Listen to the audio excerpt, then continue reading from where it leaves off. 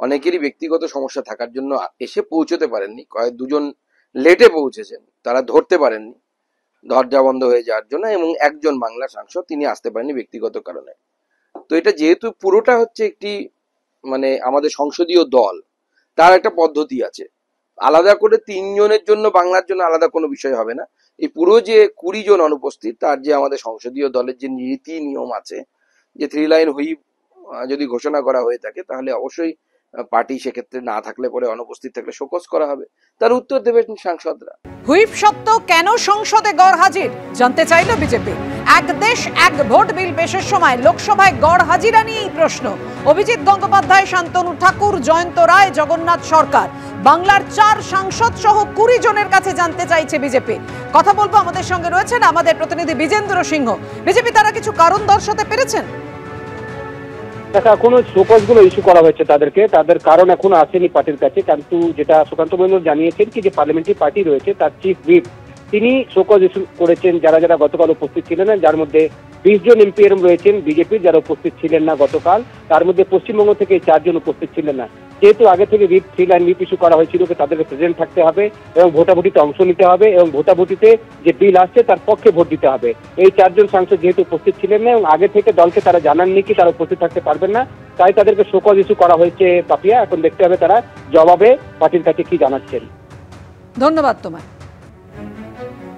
জাল পাসপোর্ট মামলায় 5ম গ্রেফতার, আরো একজনকে গ্রেফতার করলো পুলিশ বেহালার পর্ণশ্রী থেকে। দীপঙ্কর দাস নামে এক ব্যক্তিকে, দীপঙ্করের বিরুদ্ধে জাল নথি তৈরির অভিযোগ। জাল পাসপোর্ট কাণ্ডে আপনারা জানেন এর আগে 4 জনকে গ্রেফতার করে পুলিশ। গ্রেফতার করা হয়েছে বসিরহাট পোস্ট অফিসের ডেটা এন্ট্রি অপারেটর তারকনাথ সেনকে। একের পর এক গ্রেফতার, এবার 5ম গ্রেফতার তারকনাথ সেন, দীপক মণ্ডল, সমরেশ বিশ্বাস, রিপন বিশ্বাসের পর দীপঙ্কর দাস।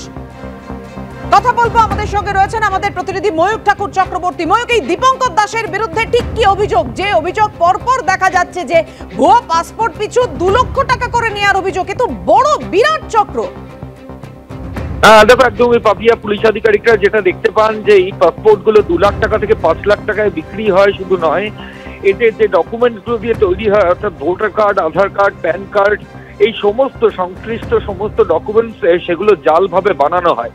এরপরই তদন্তকারী আধিকারিকরা ইতিমধ্যেই 4 জনকে অ্যারেস্ট করেছেন এবং এই 4 জনকে গ্রেফতারের পর পুলিশের তরফ থেকে যেটা করা হয় যে গতকাল রাতে একটা সার্চ অপারেশন হয় বেহালার পর্ণশ্রীতে এবং সেখানেই এই দীপঙ্কর দাস, সেখান থেকে দীপঙ্কর দাসকে অ্যারেস্ট করা হয়। পুলিশের তরফ থেকে যেটা দাবি করা হচ্ছে যে দীপঙ্কর দাস মূলত এই জাল ডকুমেন্টস গুলো বানাতো, এমনটাই পুলিশ আধিকারিকরা বলছেন। শুধু তাই নয়, পুলিশের কাছে এই তথ্য এসেছে যে এখনো পর্যন্ত প্রায় 3000 এই ধরনের জাল নথি দিয়ে পাসপোর্ট এবং এগুলো তৈরি হয়েছে, যেগুলো জাল নথি ব্যবহার হয়েছে এরকম সংখ্যাটা প্রায় 3000, যেটা শুধু কলকাতায়, এবং এই সংখ্যা কলকাতার বাইরেও হতে পারে এমনটাই সরকারি আইনজীবী আলিপুর আদালতে আজকে দাবি করেছেন। ফলত পুলিশের তরফ থেকে ইতিমধ্যেই স্পেশাল ইনভেস্টিগেশন টিম ফর্ম করা হয়েছে পুলিশ কমিশনারের নির্দেশে। সমস্ত authority, West Bengal board of secondary education থেকে শুরু করে ভোটার আইডেন্টিটি কার্ড যারা বানান এবং অন্যান্য যারা সংস্থা, তাদের প্রত্যেককে চিঠি করা হয়েছে, রিকিউজিশন দেওয়া হয়েছে ডকুমেন্টসগুলোর বিষয়ে। এবং তারপর এই দীপঙ্করকে অ্যারেস্টের পর যেটা দেখা গেল যে প্রায় 3000 ডকুমেন্টস ব্যবহার করা হয়েছে, জাল ডকুমেন্টস, যেগুলো দিয়ে পাসপোর্ট তৈরি করা হয়েছে। এরকমই তথ্য পুলিশ আধিকারিকরা পাচ্ছেন। এই র্যাকেটের সঙ্গে অনেকে ইনভলভ পাপিয়া, এমনই তদন্তকারী আধিকারিকদের অনুমান, এবং সেই মোতাবেক পুলিশ আধিকারিকরা এই অভিযুক্তদের আজকে কোর্টে পেশ করেছিলেন। দীপঙ্করকে 26 তারিখ অব্দি পুলিশ কাস্টাডি নির্দেশ দিয়েছে আলিপুর আদালত।